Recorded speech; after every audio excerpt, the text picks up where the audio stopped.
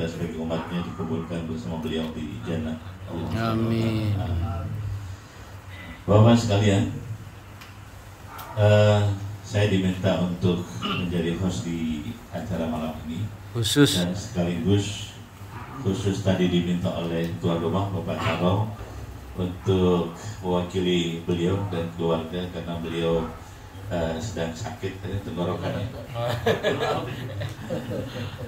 Karena tadi dari pagi mungkin banyak penerima tamu. Dari mana itu?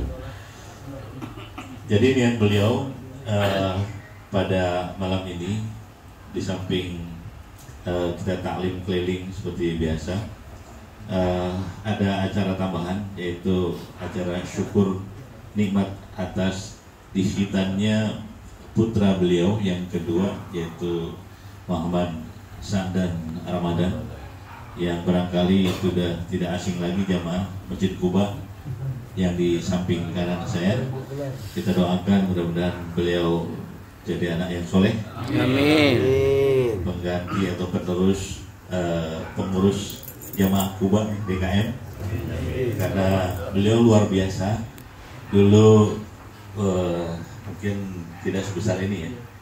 Memulai sholat berjamaah di masjid itu kalau tidak diantar bapaknya atau bapaknya masih di tempat kerja dalam perjalanan, suka nunggu siapa aja yang mau ke masjid, dia nunggu di pos gitu. Jadi dia numpang ke pos karena kalau jalan barangkali ada khawatir juga orang tuanya takutan. Karena kalau pulang pun kakaknya suka jemput juga gitu. Ikut pengajian sering. Ya, pengajiannya juga sering ya, rajin. Mudah-mudahan beliau jadi anak yang soleh. Amin. Kita doakan sehat selalu, istiqomah berjamaah di masjidnya karena luar biasa. Ini menjadi tauladan kita juga buat anak-anak cucu kita untuk mari kita ajak ke masjid ya, khususnya bagi yang laki-laki ya. Kalau laki-laki sholat di di rumah itu bukan anak soleh tapi anak soleha katanya. Jadi biar tidak soleha, mari kita ajak ke masjid. Dan untuk saudara saya yang di RT 5 ini, saya juga mengajak bagi bapak yang belum aktif di masjid, mari kita berjamaah sholat di masjid. Dan mari ajak khususnya putra-putra ya, laki-laki untuk diajak ke masjid. Dan ini memasuki bulan Rajab ya, insya Allah bulan Ramadan sudah di depan mata. Kita doa sama-sama mudah-mudahan kita disampaikan usia kita di bulan Ramadan. Pahalanya yang luar biasa. Barangkali itu pengantar dari saya dan dari tuan rumah. Saya ucapkan terima kasih kepada bapak sekalian yang sudah hadir menghadiri undangan Bapak Taro dan keluarga, sekaligus mendoakan putra beliau yang sudah dikhitan yaitu Ananda Muhammad Sa'dan Ramadan. Dan kami mengaturkan permohonan maaf atas sambutan yang barangkali ya tidak memuaskan bapak sekalian. Dan kami haturkan juga silakan dicicipi hidangan yang sudah tersedia dan kita sambil mendengarkan tausiah dan sharing ilmu dari guru kita. Mungkin itu dari saya.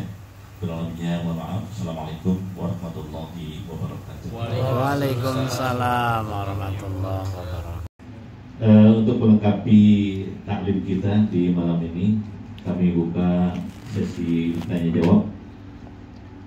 3 orang cukup. Silakan. Pak Toto ada? Ada sebelah. Baik Pak Toto. Kemudian ada lagi yang di luar. Kita Pak Toto dulu. Mulai.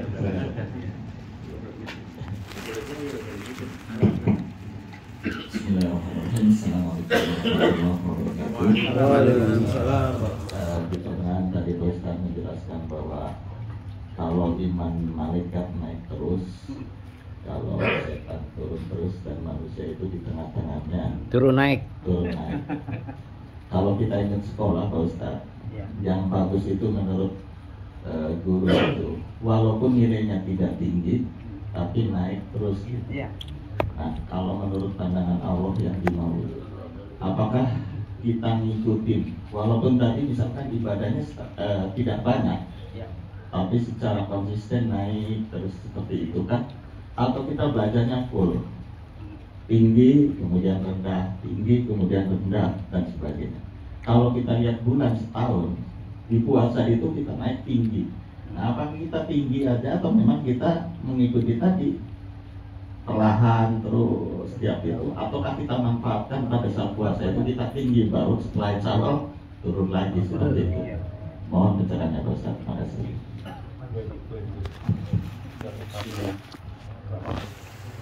Ibadah yang ideal itu yang istiqomah. Jadi saya nggak pernah katakan bahwa sebetulnya yang dituntut Allah itu bukan kuantitas, bukan seberapa banyak nilai ibadahnya sebetulnya, tapi seberapa istiqomahkah dia di hadapan Allah Subhanahu wa Ta'ala. Jadi nggak perlu langsung naik jauh, takut nanti keselimpet kakinya. Nah kira-kira. Jadi sedikit yang penting belajar istiqomah. Cuma kadang-kadang begini nih, manusia sering terjerumus itu kenapa? Karena ketika ada ujian, setiap tingkatan itu kan pasti ada ujiannya, Pak. Sedikit satu langkah dia menuju kebaikan, di situ diuji oleh Allah. Kenapa? Supaya kesungguhannya dilihat Allah Subhanahu wa Ta'ala. Karena setiap sesuatu yang tidak ada ujian itu biasanya sulit diterka-terka apakah dia ini atas dasar kesungguhan atau tidak. Maka setiap level ibadah itu pasti ada ujiannya.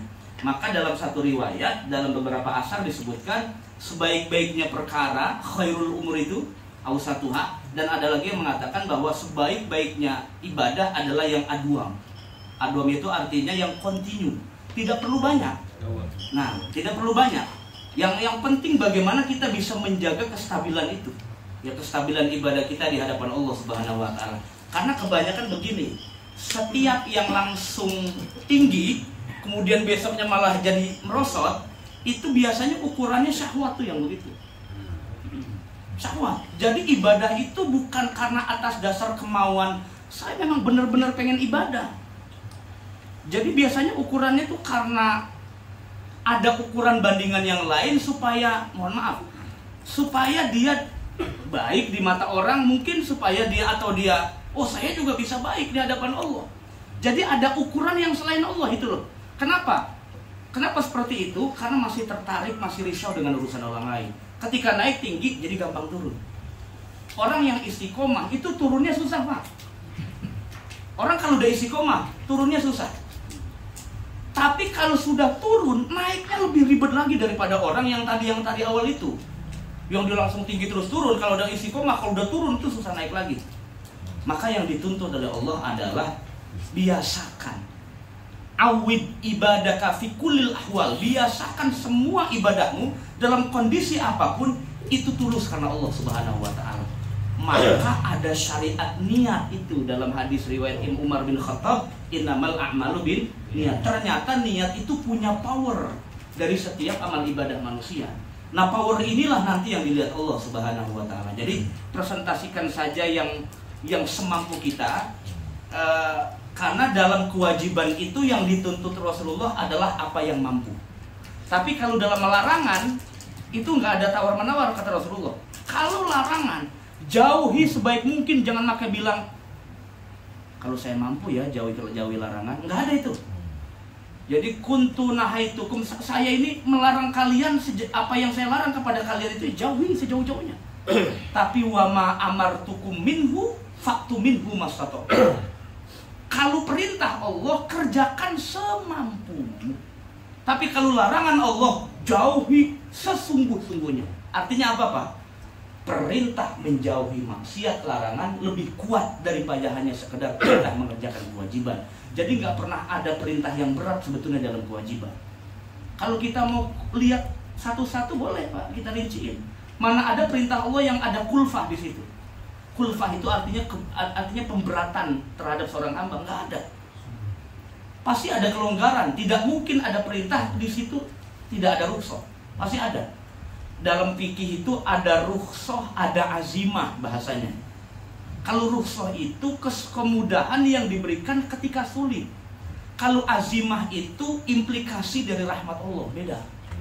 Makanya Imam Abu Hanifah tuh bedakan itu antara azimah dengan rukhsah. Kata Imam Syafi'i, rukhsah dan azimah dia juga sama. Tapi kata Imam Abu Hanifah beda. Azimah itu hukum lain, memang tabiatnya begitu dari Allah. Allah pengen orang hambanya mudah. Kalau rukhsah itu sebetulnya bukan sulit. Sebetulnya kewajibannya agak tegas, cuma kalau darurat dimudahkan Allah, begitu, dikasih kelonggaran. Enggak semua perintah itu harus tegas, enggak. Ada juga yang agak longgar. Kalau kita rinci-rinci satu-satu, Pak, pasti banyak kelonggaran dalam agama ini. Cuma persoalannya apa? Dua itu yang sulit kita hindari. Satu, setan kita ikuti. Mohon maaf, mungkin kita nggak ngikutin setan yang nyata ya. Paham kan Pak yang nyata? Kita ngikutinnya nih yang di sini nih. Kan kata Rasulullah, yajri majrad dam itu kan. Setan itu mengalir setiap aliran darah manusia. Memang tugas mereka kan masuk ke sini. Jadi ada 3 potensi di hati manusia ini, kalau saya jelaskan secara ini Pak ya, dalam psikologi Islam. Di hati manusia ini ada beberapa ruang. Makanya kenapa hati disebut dalam bahasa Arab kolbu bahasanya. Kolbu itu sesuatu yang bisa begini nih, balik. Nah, jadi sensitif dia itu. Disinilah rahasianya kenapa iman itu adanya di sini bukan di sini. Di sini supaya apa? Supaya iman tuh ada kelas ujiannya. Jadi bukan cuma sekedar ustadz doang. Kalau ustadz mah mungkin imannya kuat kali, belum tentu Pak. Banyak juga yang tergelincir, belum tentu. Kenapa? Karena ukuran iman susah diterka. Iman itu tempatnya di sini bukan di sini. Kalau di sini yang dokter imannya lebih kuat dari orang sering ngaji. Tapi kan enggak jadi ukuran. Yang profesor mungkin lebih kuat. Jadi di sini ada separuh bagian setan, namanya khatir syaitoni, ada separuh namanya bagian syahwat, namanya khatir syahwaniyah atau khawatir syahwatiyah. Yang sini namanya bisikan malaikat, bisikan namanya ilham. Ya, yang ada yang separuh lagi juga bisikan juga namanya khatir ilahi. Itu juga ilham, cuman beda. Ilhamnya beda dengan ilham Allah dari malaikat. Maka kata Imam Ibnul Jauzi dalam Saidul Khatir itu, manusia itu punya 4 tarikan di hatinya ini. Mana yang harus kita ambil itu yang kadang-kadang manusia susah milih. Kenapa susah milih? Karena nggak tahu ilmunya. Kata Ibnul Jauzi, kalau Anda tahu ilmunya, Anda ambil yang 2 buang. Yang 2 itu bisikan Allah dan malaikat, yang 2 lagi bisikan syahwat dan setan. Kalau udah tahu, buang itu. Sulit membedakan apa Pak? Bedakan ajakannya bagaimana? Itu kan kadang-kadang nyaru-nyaru kan? Pernah nggak terbesit begini pada lintas di hati nih? Misalnya pengen jabatan atau pengen ini, ambisi. Nah, ambisi itu bukan setan Pak, itu syahwat. Nah, kalau setan itu ketika malas ibadah itu setan. Jadi harus bisa bedakan mana dorongan syahwat, mana dorongan setan. Syahwat itu pasti dunia, kalau setan pasti urusan akhirat. Ya. Nah, kalau kebaikan malaikat ini nggak hanya semerta-merta akhirat. Jadi lebih luas kalau malaikat. Kebaikan duniawi itu malaikat, kebaikan ukhrawi juga malaikat. Tapi kalau Allah pasti kebaikan akhirat. Nggak mungkin nggak Pak. Personalnya langsung ke Allah itu. Nah, itu karena mungkin sulit membedakan ini, jadi kadang-kadang kita itu udah saking naiknya nih, langsung turun ambles. Ini yang bahaya. Kita pernah dengar cerita Barseso kan Pak? Ulama besar, zuhud, waro, cuma sekali digoda setan, blek, langsung mata kufron, wafat dalam keadaan kafir. Jadi nggak ada yang dapat jaminan dari Allah, nggak ada, kecuali para nabi dan rasulullah yang dapat jaminan Allah Subhanahu wa Ta'ala. Jadi tipsnya adalah nggak perlu tergesa-gesa menjadi orang yang terbaik di hadapan Allah. Yang penting kita tetap bisa menjaga sedikit-sedikit istiqomah. Nggak apa-apa 2 rakaat malam ini 2 rakaat tahajudnya atau hajatnya, besok 2 rakaat daripada malam ini 100 rakaat karena tahajud nggak ada batasnya. Nanti ngerjain lagi semester depan. Itu kelamaan.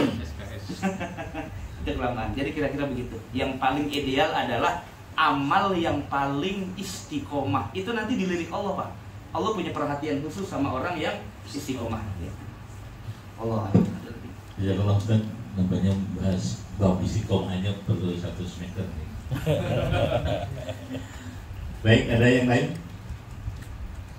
Biar acara kita istiqomah juga. Menarik kita hadir. Ada? Pak Iwan.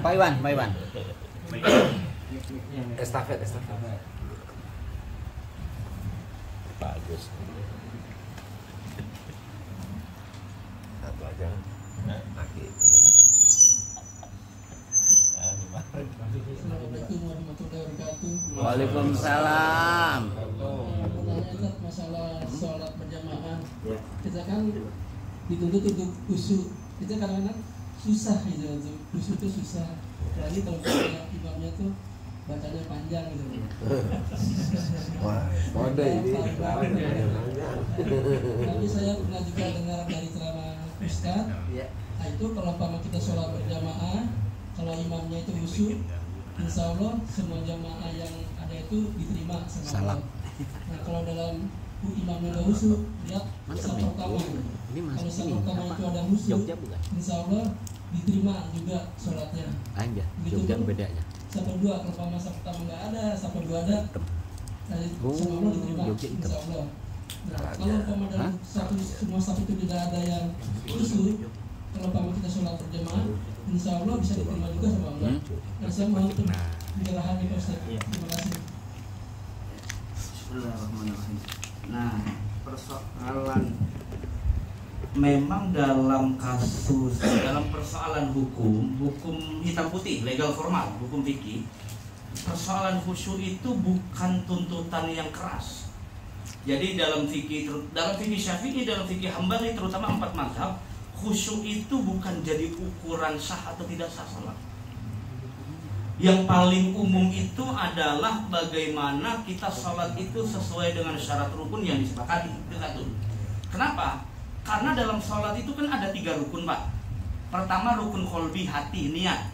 Yang kedua rukun qauli, baca Fatihah, tasyahud. Ada rukun fi'li. Nah, rukun fi'li itu yang ruku, i'tidal, sujud, duduk di antara 2 sujud. Itu rukun-rukunnya. Kalau ini terpenuhi, udah selesai sholat itu. Tapi baru secara hukum fikih. Sedangkan tadi yang saya katakan, ibadah itu setiap ibadah harus ada nilai batinnya.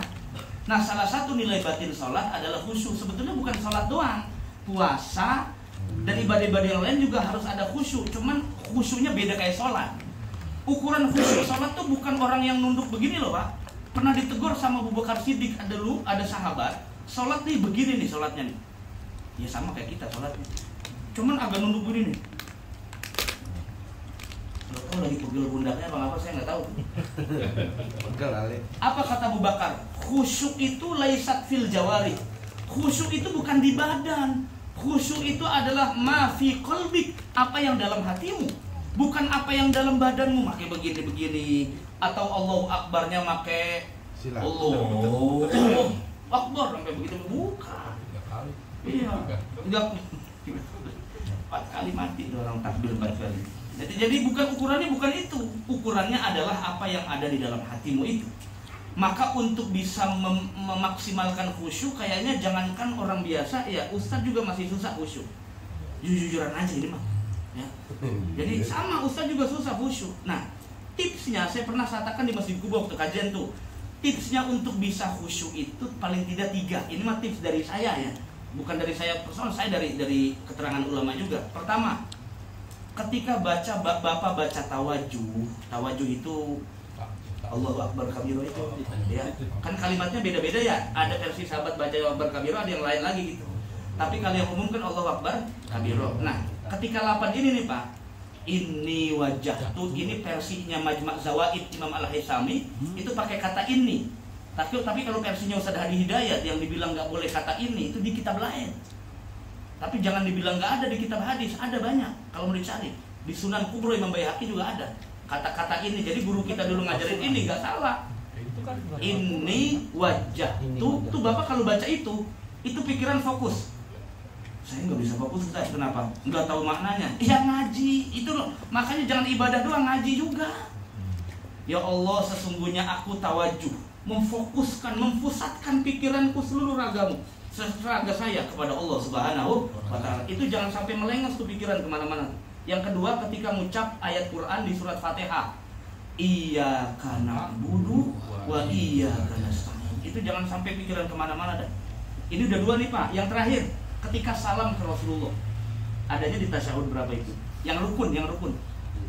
Tasyahud akhir. Assalamu alaika ayyuhan nabiyyu wa rahmatullah wa barakatuh. Itu yang saya katakan tadi bahwa Rasulullah mahar ibadah kita diterima tuh Rasulullah maharnya. Kenapa? Karena Nabi lah contoh terbaik dalam setiap ibadah. Jadi kayaknya suul adab kalau ibadah nggak baca selawat. Suul adab kepada Allah, suul adab kepada Rasulullah Sallallahu Alaihi Wasallam.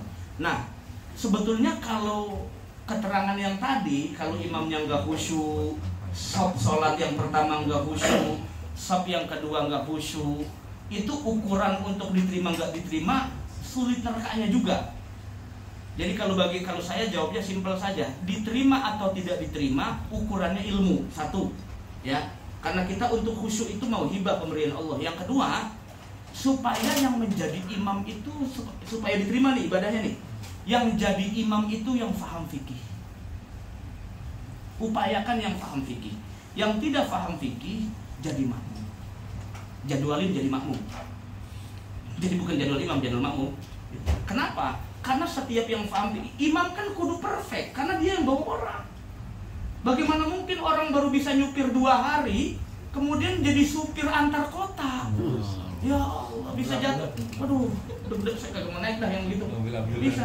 Sama imam sholat, apalagi sholat menuju Allah Subhanahu wa ta'ala. Paling tidak rukun sholat hatam, syarat sholat hatam, hukum fikih sholat hatam, hukum fikih berjamaah hatam, baru maju yang itu.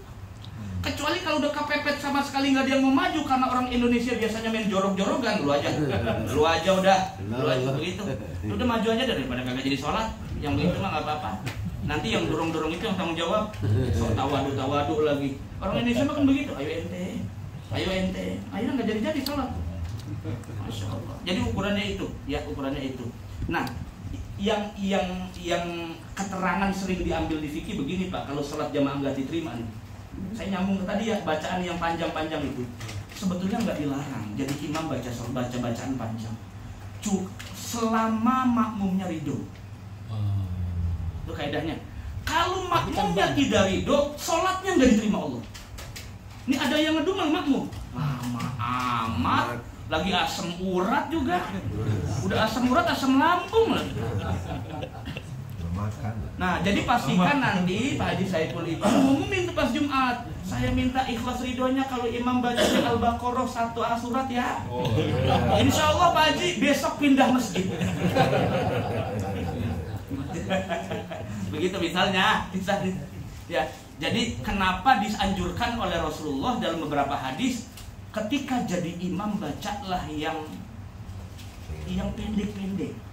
Kenapa? Karena makmum itu satu, ada yang udah tua, 2 ada yang mau kerja lagi jam mampir sholat, 3 ada yang lagi berantem sama bininya, makanya betah di masjid nggak pulang-pulang, ada yang misalnya nanti ada janji sama orang lain. Jadi singkat-singkat saja, kecuali sudah disepakati dan orang itu udah terbiasa kayak di masjid Mekah Madinah. Nggak mungkin kan orang Indonesia karena biasa baca surat kuliah, tahu-tahu imam masjid Mekah diomelin datang ke depan, lama amat jadi emang lama lah. Nggak ada, yang ada di sono mah nikmat semua Pak ya. Yang ada kita kedagian mulu berjamaah di sono kan. Ini ada aneh orang Indonesia gara-gara mahamin hukum fikih jika kata musafir nggak boleh menjadi makmum sama mukim. Dia bikin jamaah sendiri di sono. Pertanyaan saya, lu jauh-jauh ngapain dari Indonesia ke sono bikin jamaah dewek? Mendingan berjamaah dengan masjid sono.